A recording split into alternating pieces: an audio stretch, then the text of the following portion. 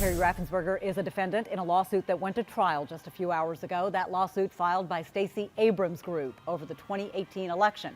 A judge will determine whether Georgia's election policies illegally kept voters from casting their ballots.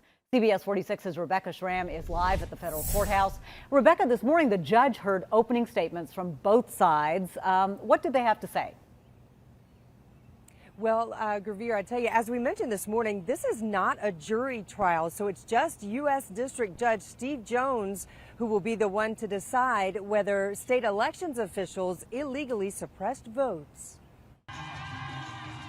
In 2018, after Democrat Stacey Abrams lost the governor's race to Republican Brian Kemp, who was then Georgia's Secretary of State, she founded a group called Fair Fight Action. That group filed a lawsuit claiming Georgia election officials illegally suppressed votes. This lawsuit is going to look broadly at all of the ways our Secretary of Suppression, Brian Kemp, suppressed the vote. The judge would later throw out large chunks of the lawsuit. So the lawsuit on trial right now at the federal courthouse is quite narrow. It accuses Georgia's current Secretary of State, Brad Raffensperger, the state election board, and its board members of illegally suppressing votes in three ways: through its exact match policy, which the lawsuit claims disproportionately impacts immigrants and people of color, through mismanagement of voter rolls, and by inadequately training poll workers on how to cancel absentee ballots on Election Day.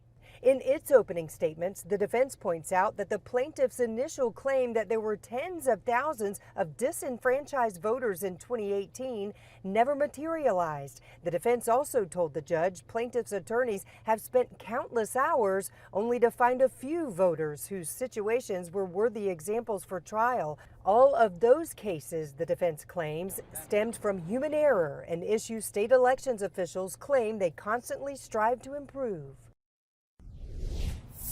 And as you know, cameras are not allowed in federal court. The trial could last 4 to 5 weeks, and it sounds like Governor Kemp could be one of the witnesses. We'll continue to monitor this trial for you in the weeks ahead.